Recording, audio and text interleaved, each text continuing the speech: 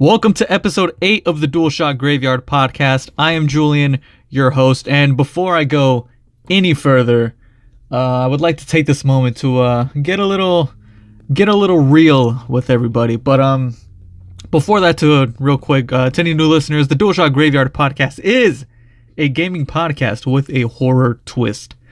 So the topic at hand is last week's episode 7, which I believe I titled Stacked November. It was a horribly put together episode and just a very poor display of my talents in general. It was pretty mediocre, to say the least. I was just in a weird headspace. There was a lot going on in my head. It was just a poor episode. And I do want to really sincerely apologize to the audience.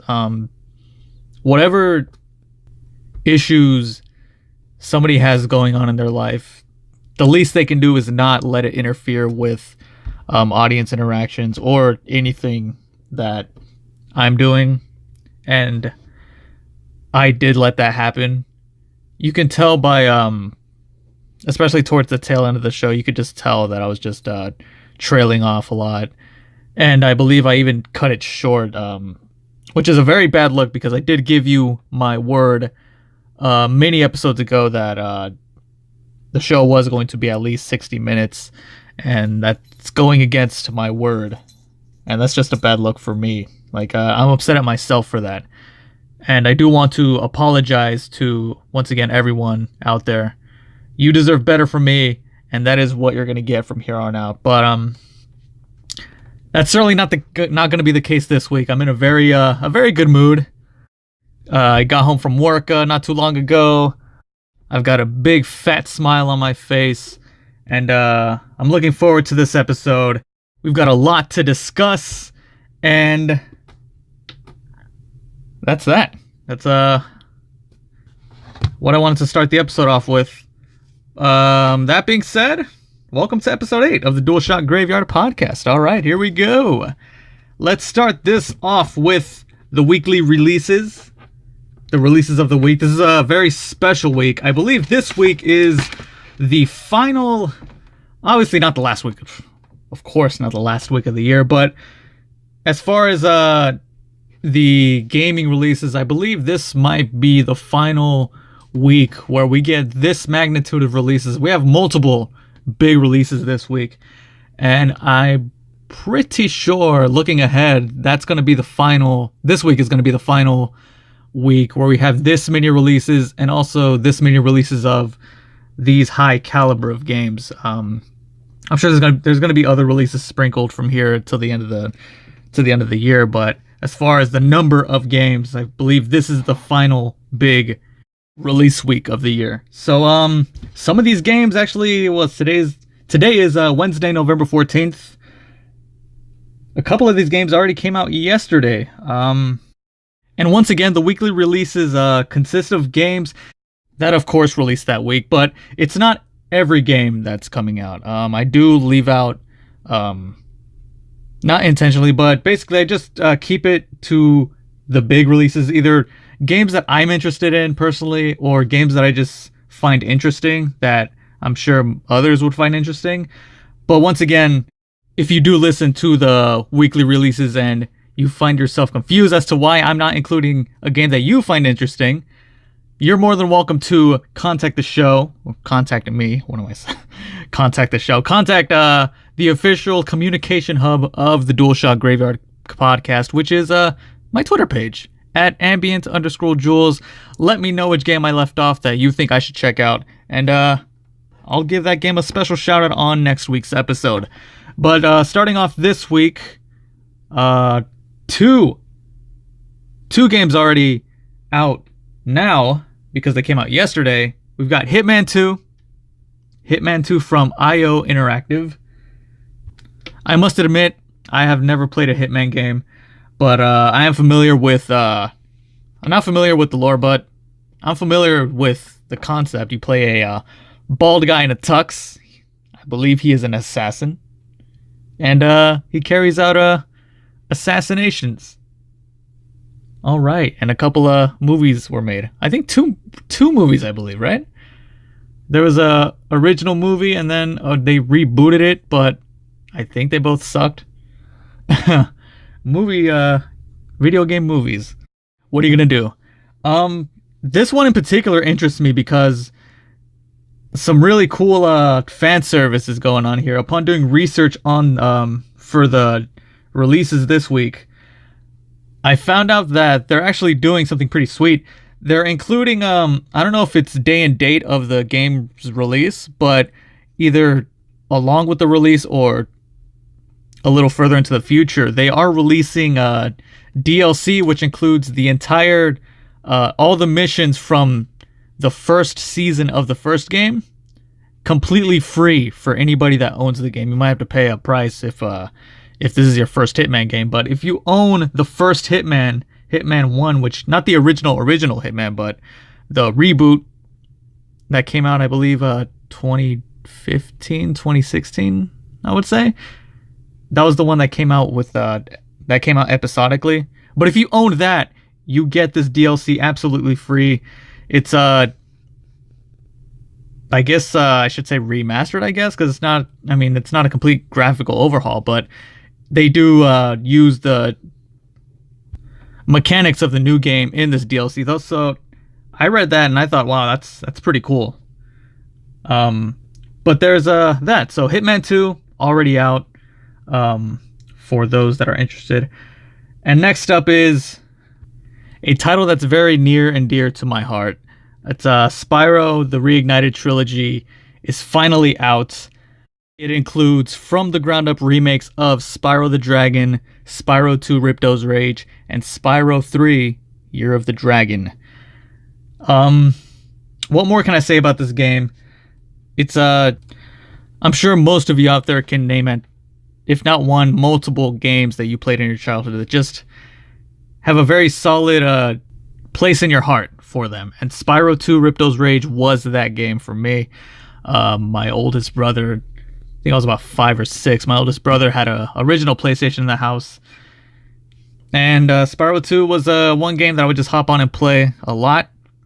And to have that game finally remastered from the ground up, remade, I should say, that's going to be really, really cool to experience. So Spyro the Reignited Trilogy is out now. And we move on to here's a big one. Fallout 76 is out today, November 14th. Fallout 76. More Fallout. I myself was never too big on Fallout. I gave Fallout 4 a try, and I didn't really get too attached to that. I just kind of let that one go. It's still collecting dust over my shelf. But yeah, Fallout 76 is a multiplayer version of Fallout that you can play with all your buddies. Get together and have some good times. In Fallout 76, out now. And last but not least is Jesus Christ, Let's Go Pikachu, Pokemon Let's Go Pikachu / Let's Go Eevee. And that's out the 16th, which I believe is a Friday release. And here's the thing. I've already done a couple rants on this one. This was one of the games that I have been hyping for a long, not this game in particular, but just the concept of it. A concept of a remade Generation 1 Pokemon game. That's one that I've been waiting for because I myself didn't catch on to the later generations of Pokemon. They just they got too numerous and I just fell off and I wasn't able to keep up, I suppose. And I believe that the reason Pokemon Go was so popular when it came out was because they started off with the original 150 to ease in the casual Pokemon fans, which I guess I should consider myself a casual Pokemon fan. I'm only familiar with the first generation, Pokemon 1 through 151. So it seemed like the Pokemon Company had a market incentive to market towards those casual Pokemon fans that were only familiar with the original Pokemon. So when they announced Pokemon Let's Go Pikachu slash Let's Go Eevee. I saw it. I almost cried. This is what it's basically.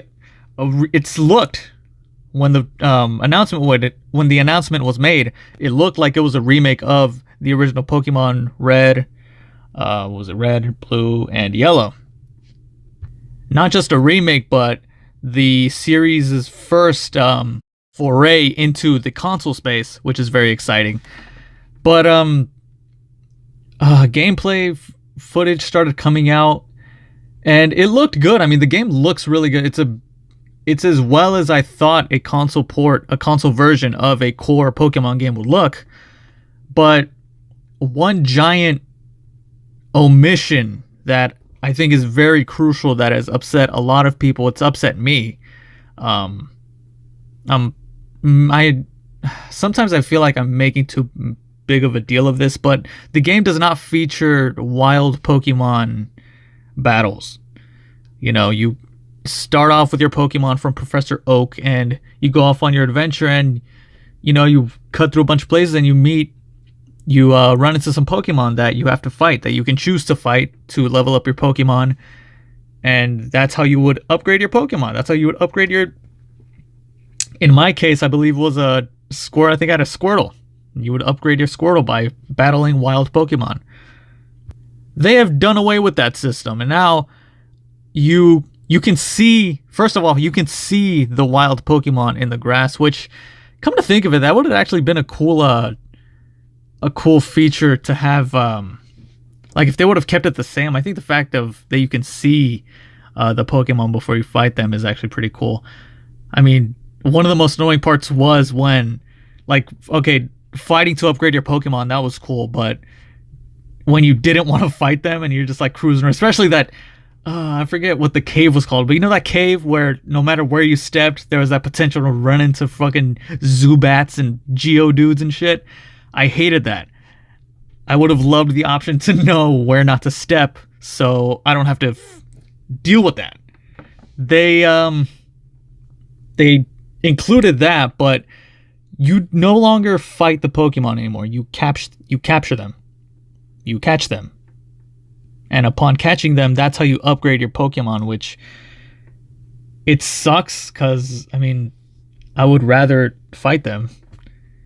It's less fun. But what also upsets me is the reasoning behind it. Apparently, they're trying to make this a kid-friendly version of Pokemon, which makes no sense because I believe I was like 6 or 7 when I was playing Pokemon Red. On my Game Boy Color, I have many vivid memories of me playing that game. And I caught onto it. I wasn't confused at all. I got it. And I believe most kids, they would get it too if they just went back to the original format. But they don't. Or they didn't, rather. So that's kind of a bummer. I'm curious to see how much of that effect... Because there are battles in the game before you battle, you know, your gym leaders. The reviews are out. I'm looking at a few already. It's still hard to judge how much of an impact that omission of a key feature will affect the game. And it sucks because this is probably the engine that they are going to use to make the next big core Pokemon game for the Switch, which is coming out in 2019, which I'm sure is going to have wild Pokemon battles. But I just wish that they would have done it here. You know, it's kind of a disappointment that they're using the Gen 1 remake as kind of the to appear kid-friendly and just cater to, you know, younger audiences, which once again makes no sense. I mean, I'm sure younger audiences would have understood the concepts just as well as I did, just as well as you did when you were a kid, you know?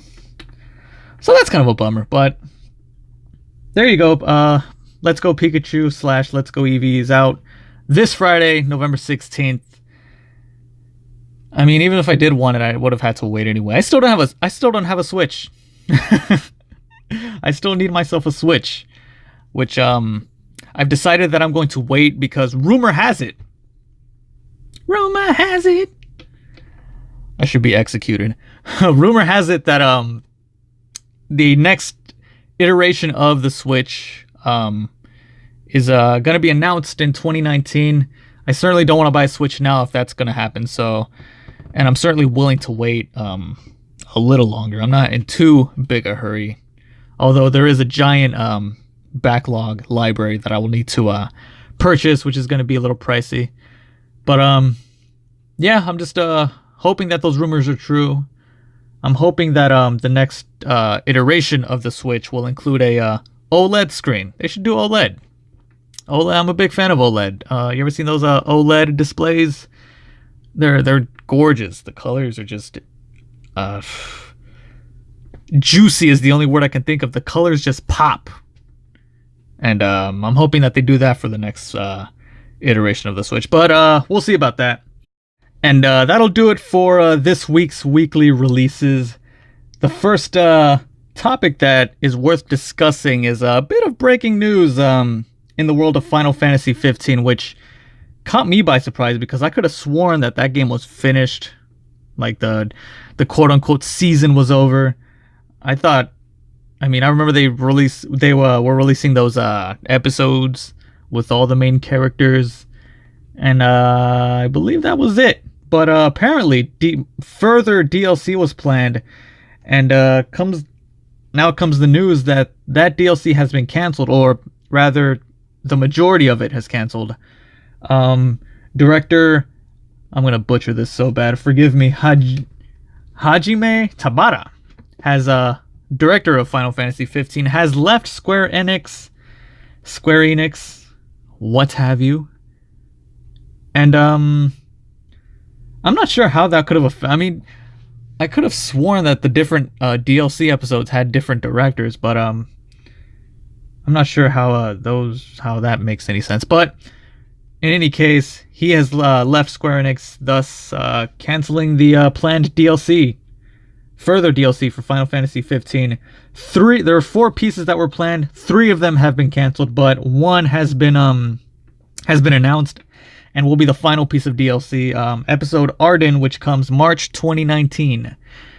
This is news that is certainly a bummer for those that are fans of Final Fantasy 15. I got halfway into the game and then I just kind of fell off.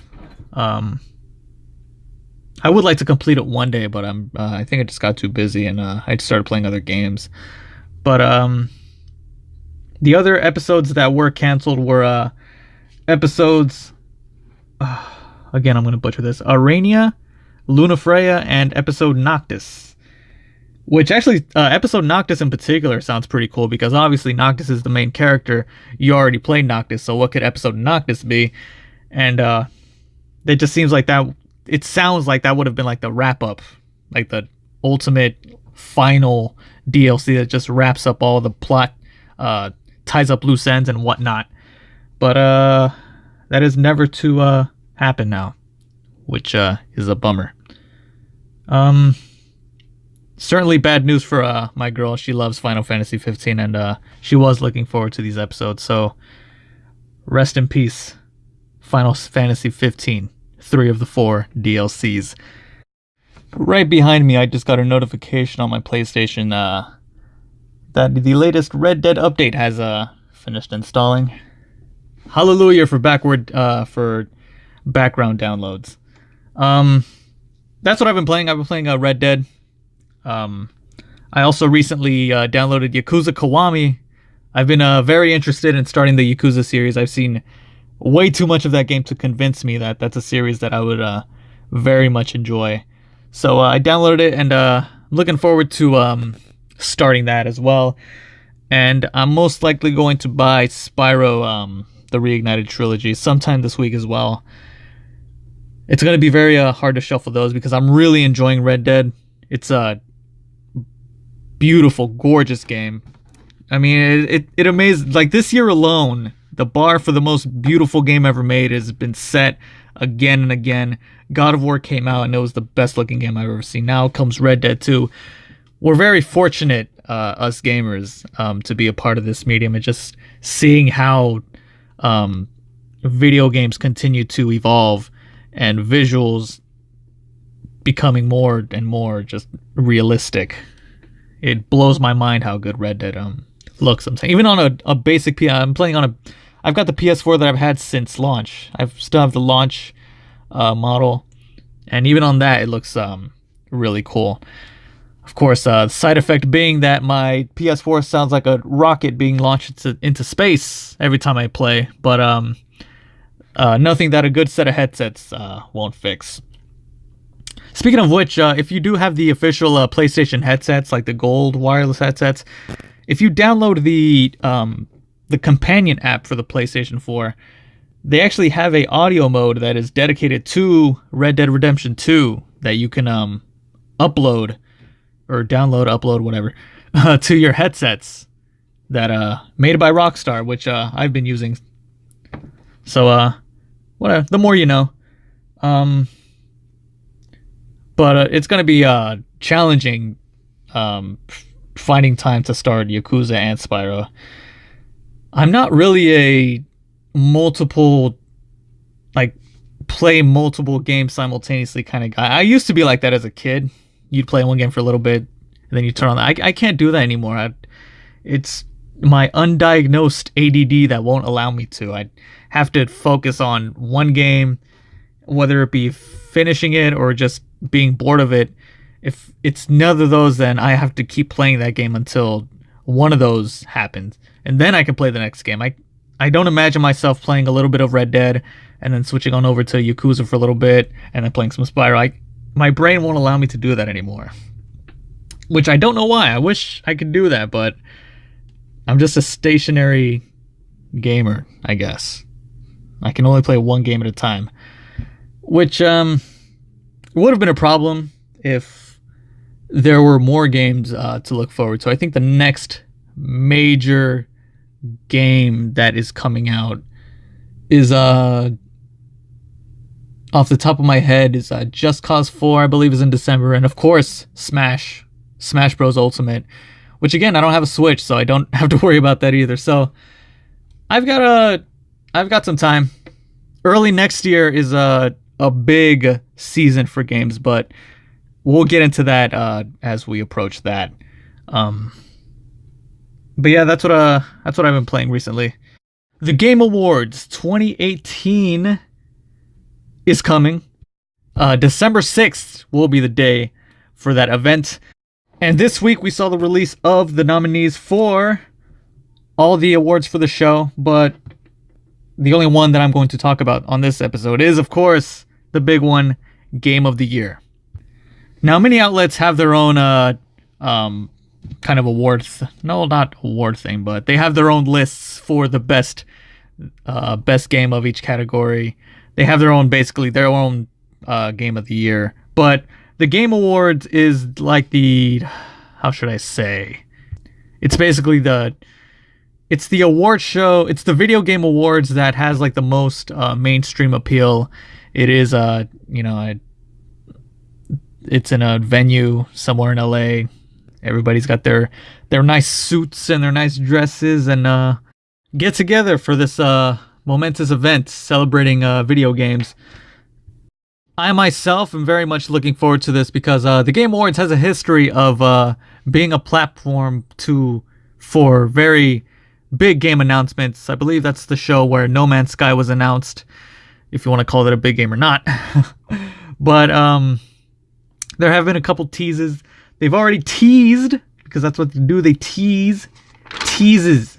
They teases. And one of those teases was that this particular Game Awards will have the most announcements for new games, which is pretty cool. I'm going to go ahead and make the bold prediction that the next Mortal Kombat game will be announced at this year's Game Awards. And that's because we're seeing some more, speaking of teases, we're seeing more teases from the man himself, Ed Boon, co-creator of Mortal Kombat. And Twitter, he's out there doing his subtle teases. He's tweeted a picture of his Apple Watch, and they all happen to have the number 11 sprawled all over them.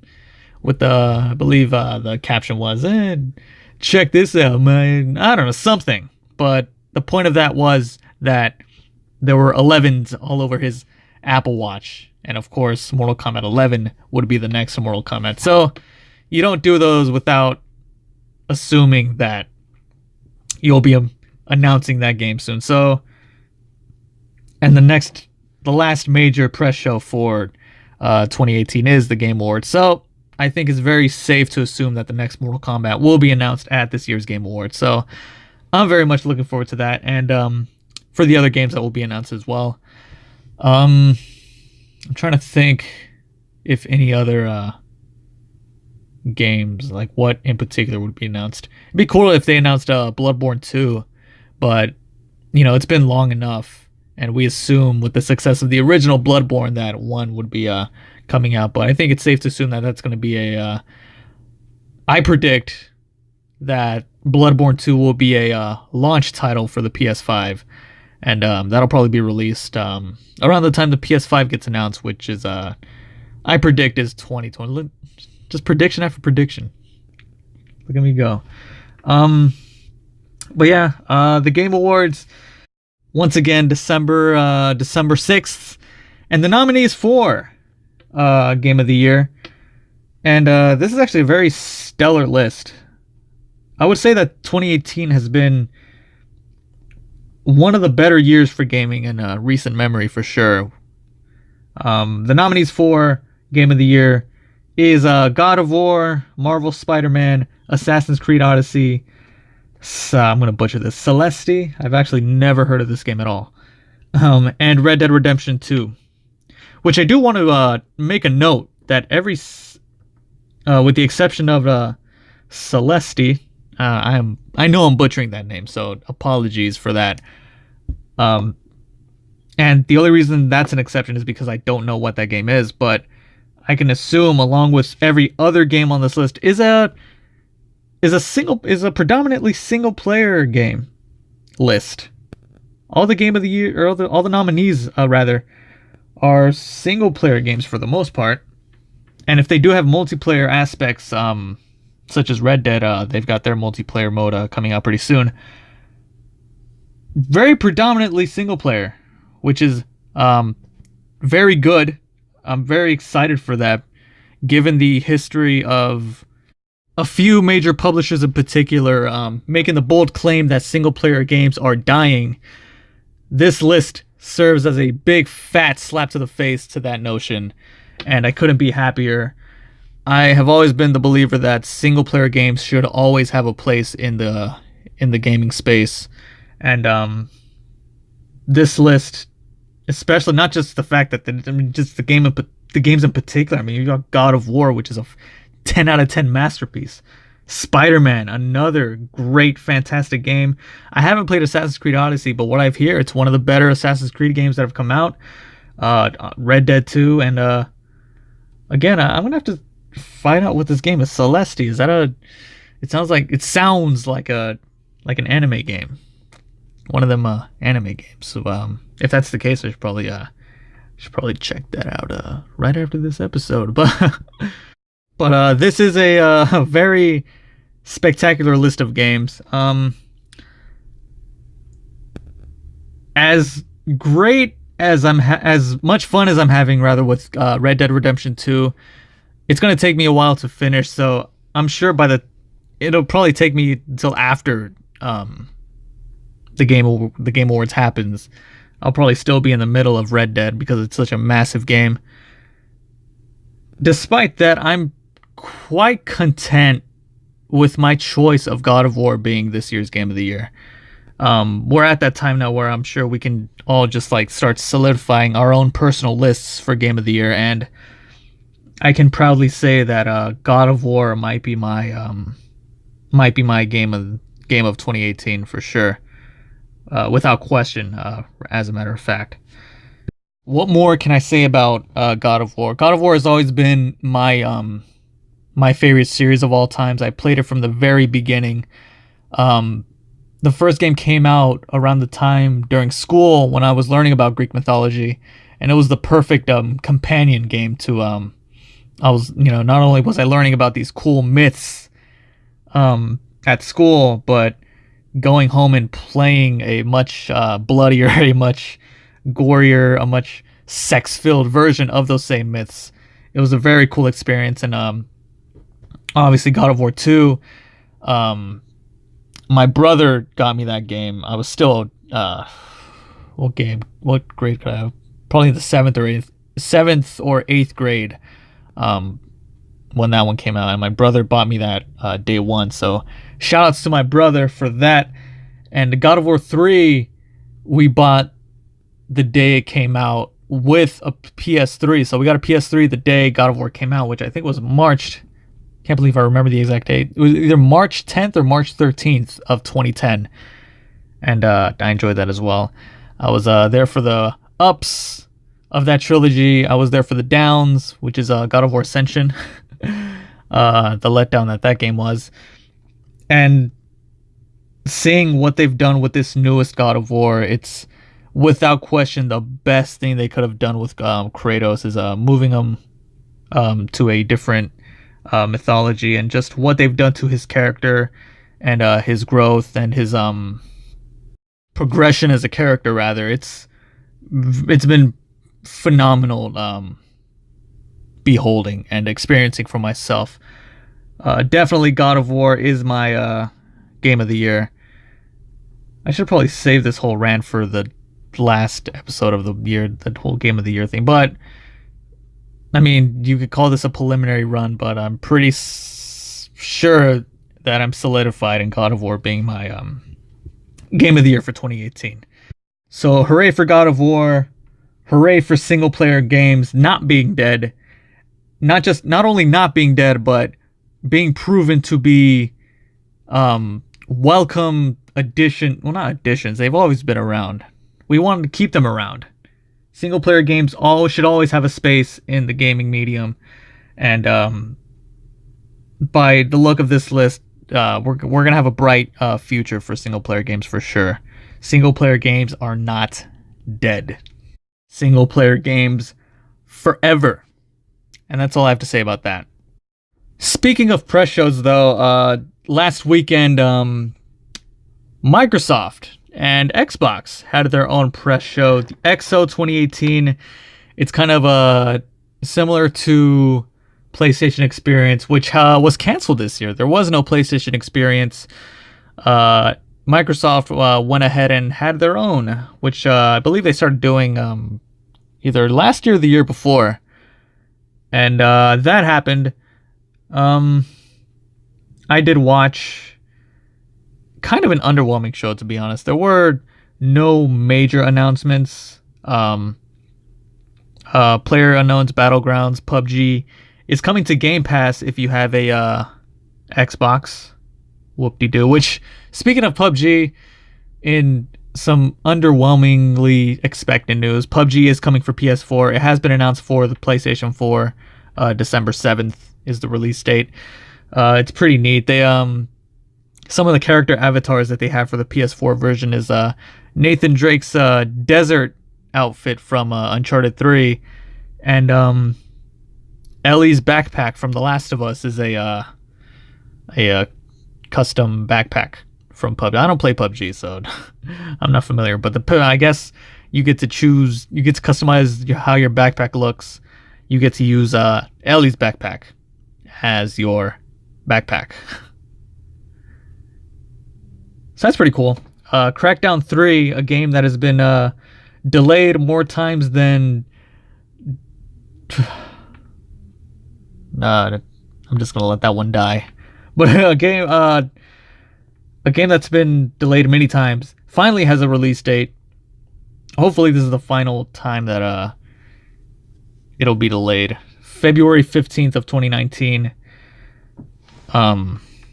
I mean, it's a game that at this point is more notorious for the fact that it's been delayed rather than the actual game itself. Very, very bad optics this game has going for it. But other than that, though, no major... a couple new trailers for Kingdom Hearts, Devil May Cry 5. But as far as major announcements, none. And once again, I do believe that since we are kind of winding down this generation, we're going to see less and less major announcements for this gen. I think everything we know about the games that are coming out now is probably the last that we're going to hear of any new games. since we're talking about Microsoft, they do have the next Halo announced. They've got the next Gears announced. Crackdown 3, obviously. Other than that, I think that's it for the Xbox, which for as much grief that I tend to give Microsoft, it's actually I mean it's better than what they've had these last couple years. I mean, it's cool that they've had a couple duds as far as new IPs. Sea of Thieves wasn't received that great by the general audience. Neither was State of Decay 2, but I'm sure those two games have their dedicated player base. So what can I really say about that? But Halo and Gears are obviously two of their flagship games, and they have two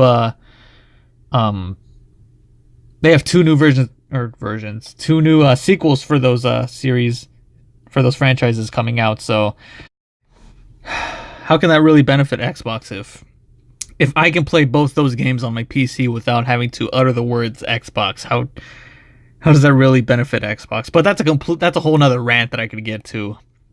But I'm not. Just like PlayStation's E3, just like most press shows this year, there hasn't been any major announcements as far as the new games. And once again, I do think that is because we're winding down this generation. And I hope, though, that since we are starting to wind down this generation and there is no major announcements, and of course we're going to enjoy all these great games coming out in 2019, which I'm sure is Halo and Gears for the Xbox people, and there's a very strong lineup for PlayStation as well. We've still got The Last of Us Part 2, which is a big one, Days Gone, Ghost of Tsushima. I'm sure they're going to announce a new MLB The Show, which is very popular. It sells very well every year. I mean, I don't play baseball games, but it's the only baseball game, major baseball series, but that doesn't. It's one I can respect the series because they don't let the fact that they're the only that they have the monopoly on MLB game. Well, they don't have a monopoly. I think that I'm actually not sure if Sony has the monopoly on MLB games. I remember 2K was making MLB games, but they stopped doing that. I'm not sure why. I'm not sure if it's because they have a monopoly or not, but I respect MLB The Show because despite them being the only major baseball franchise, they don't let that affect the quality just because they know that no players have no other choice but to play their games. I respect them because those games get reviewed very well year after year, and it looks amazing. I'm sure the game is amazing. If I ever needed a baseball game fix, which, truth be told, I don't. I remember playing. Do you remember Triple Play, the EA Sports baseball franchise? The old Triple Play 98 and Triple Play 99. I remember those. Those were games that me and my brother used to play a lot. That just came to my mind. But Sony's baseball franchise, MLB The Show, big shout outs to them because year after year they do release quality content despite them being the only major baseball franchise. And that's more than I could say about other monopolized sports franchises that refuse to innovate and just stay the same year after year. I'm looking at you, Madden. Make a new engine. Let 2K make a football game, for fuck's sake. Can you imagine 2K making the last football game that 2K made was NFL 2K5, and to this day, it's renowned as the greatest football game ever made, and that was a PS2 game. There is still a dedicated fan base of players that year after year they update the rosters and just play season mode using current rosters in a PS2 game. I've seen it. I've seen the YouTube videos. It's amazing. It's so freaking cool that people do that. When does this monopoly end? Hang on, give me a sec. Welcome back, ladies and gentlemen. I just did some research on this Madden NFL monopoly. There wasn't an exact year that it ends, but it wouldn't matter anyway. They're just going to repurchase it anyway. It's funny because when I did Google this, a lot of the first results were petitions, petitions for the monopoly to end. So that's all you need to. That's all I need to say about that. Well, how did I start this tangent? Oh yeah, right. The remaining PS4 games are Ghost of Tsushima, Last of Us 2, Days Gone. No, not yet to be announced. I believe the next MLB The Show has been announced. And I'm forgetting Dreams, which is actually the cover game of Game Informer's cover game of this month. Shoutouts to Dreams. So that's a pretty stellar lineup, particularly The Last of Us 2. I think that's probably the next big game that my next most anticipated game is definitely The Last of Us 2. It's going to be tricky though. I think Sony has set themselves up in a bit of a pickle as far as next year, because they did delay Days Gone, which is just so happens to be another post-apocalyptic quote unquote zombie game, which is what kind of The Last of Us has been. They delayed it to after it was set to be released in February, but it's just a crowded time to be released. And Sony does not want to do that to its game, so they decided to delay it. But now that just leaves when they're going to release it, because they have to be careful not to release Days Gone too close to The Last of Us, because they're two very similar in concept games. So I'm curious to know when that's going to happen. I believe The Last of Us was a May 2013 game. So I'm wondering if they're going to eye another summer release, or if it could be a fall release. I think, especially since for the tone of the game, it's kind of it's a horror. Well, it's not a horror game, but it's like a very survival horror-ish game. That's a fall release. The Last of Us 2 should be a fall release game. But then again, so can Days Gone, because it's the same concept. I'm curious to see what Sony's going to do on that front. What can they do? It's clear that Days Gone does need to be released soon, because that game has been in production for a very long time. And Sony knows that The Last of Us 2 is just a winning lottery ticket sales-wise. It's just going to sell like hotcakes. So many people are anticipated. It's a sequel to the most acclaimed game of all time. So Sony knows they have a winning lottery ticket there. So it'll be interesting to see what they're going to do about that. As far as the other games of Ghost of Tsushima, also Death Stranding. Completely forgot about Death Stranding. I'm predicting that that's going to be probably the last. They're going to save that one for last, I predict. I think it still has some development time left over. And I think we are going to see that one last. But it's definitely a stellar lineup. It's going to be exciting what these last final two couple years of this generation will behold before we get the next generation of consoles, the PlayStation 5 and the next Xbox. Exciting times, people. Exciting times indeed. My original point, though, is because we have all these games coming out, I'm hoping that next year won't be another boring, because this year, as far as announcements goes, it has been kind of a boring year. Not too much has been announced. What was announced? I think Anthem was announced this year, if not last year. I don't remember. But I'm hoping that 2019, despite the monsters that are coming out next year, we're still going to have some exciting games to look forward to for the PS4. I'm certainly happy right now. I'm happy with finishing off this generation with the games that have already been announced. I'm actually quite satisfied with The Last of Us 2 and Death Stranding and Ghost of Tsushima being like the final major releases. That's actually pretty cool. I'm satisfied with that. But if they can somehow slip one extra unannounced major title in there, that would be pretty cool too. I just hope that doesn't come at the cost of if it's a Like for example, I don't want Bloodborne 2 to be a PS4 game, despite how successful and how fun the original the first Bloodborne was. It's so late in the generation now. I would prefer that they wait until PS5 to announce that. I'd prefer that be a launch title for the PS5. I think it would make the most sense to me, at least. It would be which I predict that is the case. Just a beautiful, disturbingly gothic game in the best graphics ever, with the same signature From Software combat. That would be amazing, and I hope that'll be the case as we head towards the next generation of consoles. I very much look forward to seeing what's in store for everybody, and I hope for a successful next generation for all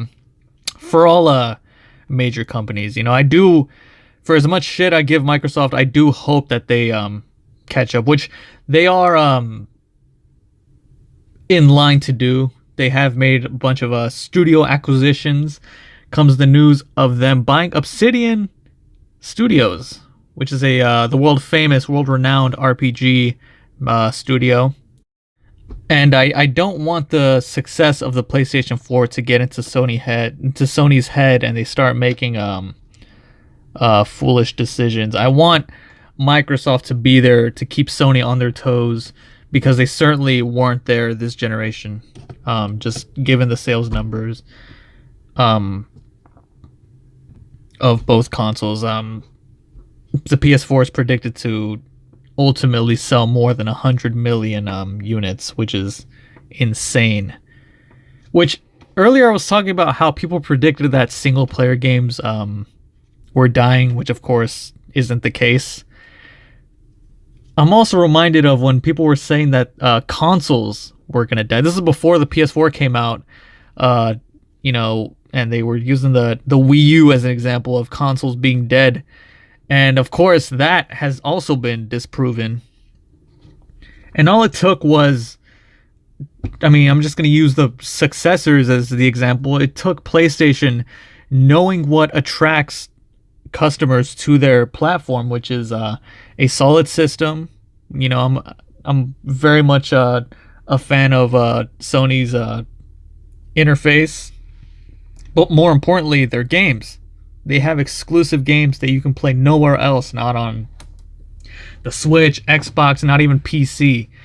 Exclusive games have a note written on every case that says only on PlayStation. And that, I do believe, was a major factor in their success, which is really cool. And, despite, the Xbox One not being anywhere near that successful, it's still a very stellar system. It's got its exclusives. I'm resisting the urge to not shit on the fact that I could play all of them on PC. But, the point is, they have their consoles up. And the lesson to be learned here is that the gaming industry is very unpredictable. Just as easily as Sony went to the top, if they make very poor decisions, which I'm sure won't happen. I'm hoping won't happen. Anything can happen. That's the lesson. The industry is very unpredictable. Anything can happen, and I'm very eager to see what is in store for next gen. As I've said for the second time. I don't know how I keep coming back to this conclusion with every rant. But here we are again. This is cool. God of War prequel comic is out today. Dark Horse Comics, which is also the same people that did the Last of Us prequel comic, American Dreams, which I read and was pretty cool. They're also coming out with a God of War prequel comic. This is a prequel to the newest God of War game. Writer Chris Roberson worked very closely with Cory Barlog.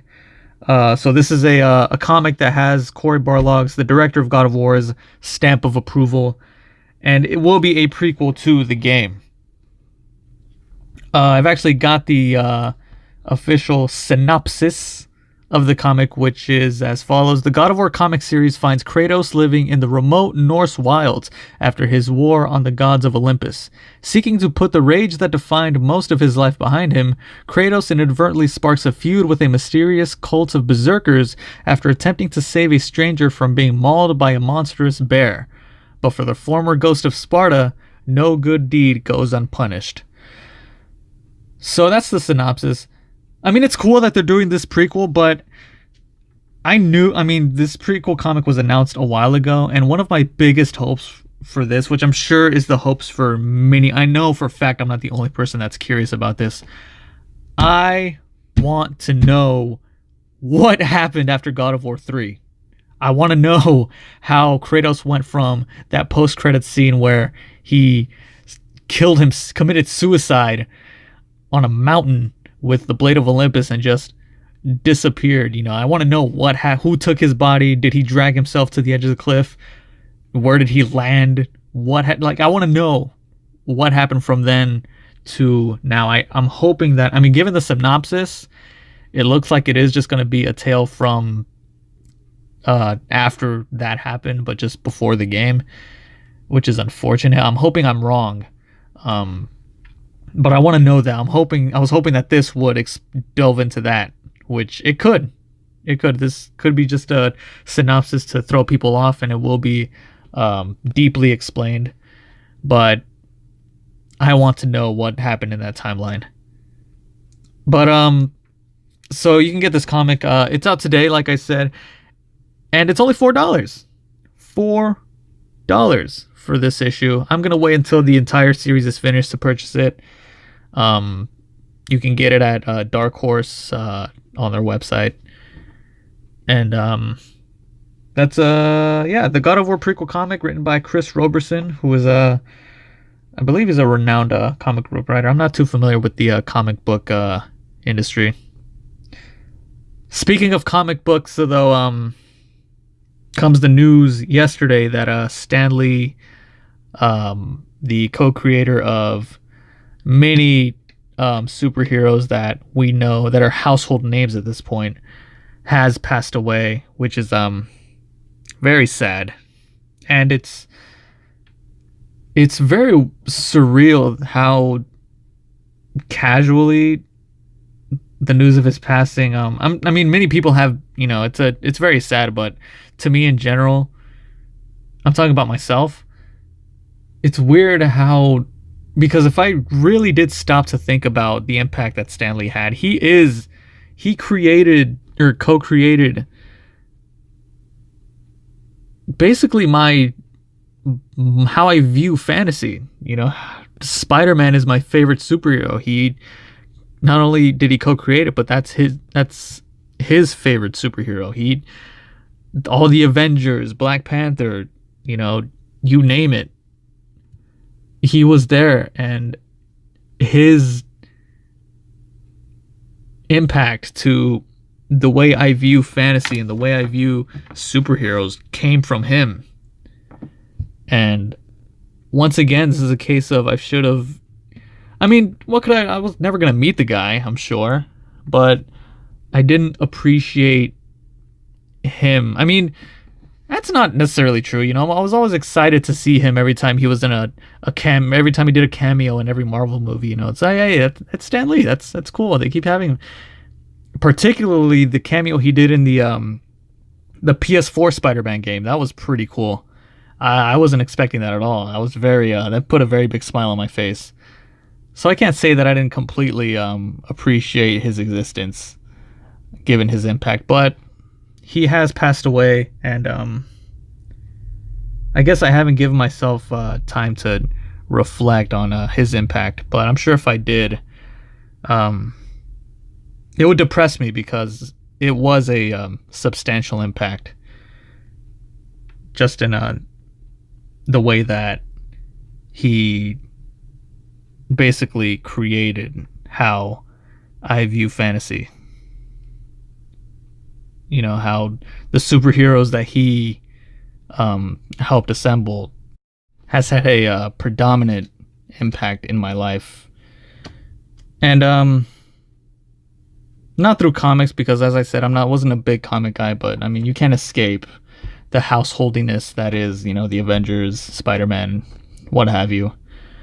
So, Stan Lee, rest in peace, my friend.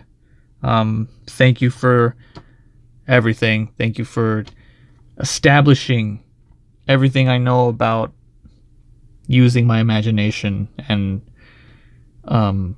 inspiring me to never stop using said imagination, because your imagination is what drives you to motivate yourself to what you want to do in life. So, Stan Lee, thank you. Passed away at the age of 95, which is, he lived a very full, happy life, so I can't be too upset. It is very sad, but at the same time, this is, it's the end that, you and I are gonna have to, confront one day. And that's just is what it is, I guess. You have a very limited time here on Earth, and, let's spend it doing what makes us happy, And obviously that's easier said than done, but my personal advice is, if you live a life right now that is you work a lot and working is the majority of what you do, I mean, you got to do what you got to do, but at the same time, take a moment every now and then to just stop and look around. Take a drive, spend time with friends if you have friends. If you don't have friends, which that's okay too, take yourself out to a movie. Treat yourself kindly. You gotta, because ultimately all you've got is yourself and the time you have left here on this planet. And that's all I've got to say about that. And that's it as we draw this episode to a close. I want to thank each and every one of you for listening to this episode of the DualShock Graveyard Podcast. Once again, I do want to apologize to each and every one of you for last week's horrific episode. I almost want to delete it, but at the same time, I'm very OCD about my Roman numerals. If I deleted that, it would just throw off the order, which I don't think I can handle seeing it every time I see the episode list and seeing an episode missing, 5, 6, and then going to 8. I couldn't handle that. Okay, my OCD is strong. I can't, man. I wouldn't be able to manage that. So, speaking of Roman numerals, though, I did announce last week that after episode 15, I will be retiring the Roman numeral format of the episodes, and I'm just gonna title them. It was a pretty cool concept, the whole Roman numeral thing, but eventually we're gonna hit episode XVXXII, and I just don't want to deal with that, so I'm just gonna nip that in the butt right now and just retire it. But we've still got a couple episodes left until that happens, so that can wait. Let's enjoy the Roman numerals while we have them, and let's enjoy keeping them in order by not removing that horrific episode. After editing this week's episode, I might take a listen to last week's and just to inspire myself what not to do, because it was just a horrific episode. I put myself in a very weird mindset. It was just a bad day, and I should have just not done an episode if I knew I wasn't excited to do it. But I had already missed an episode last week or the week before, and I didn't want to miss 2 weeks in a row, so I just basically forced myself to do it. And you could honestly tell by just how horrid that episode was. So once again, that will not happen again. The last group of people that should have to endure the consequences of whatever shitty mindset I'm in is, of course, obviously the audience. So my word, that will not happen again. you should always assume to have a very positive host to all the shows you listen to, and I am very privileged that I hopefully am one of those hosts that you welcome into your podcast feeds every week after week. So once again, I do thank you all for joining me this week on the DualShock Graveyard podcast. We are everywhere you get your podcast feeds. We're on iTunes, Spotify, Google, wait for it, let me think, SoundCloud, Stitcher, Castbox. We're everywhere. If there is a podcast feed that I should be on that I'm not, let me know and I'll just throw my RSS feed in there. It's actually very simple. To anybody out there that's wanting to start a podcast, don't be intimidated by starting it, because when I did start it and I started submitting everything and just getting the ball rolling, I was surprised at how simple the whole process was. Very simple indeed. And it's been a blast starting this, and I'm glad that I've been seeing the rise in viewership and downloads. It's been very cool seeing that, and I do thank you all. And I want you to know that I'm very accessible. Contact me. I am Julian, your host. You can talk to me whenever on Twitter at ambient_Jules. That is the official and only communication hub of the podcast.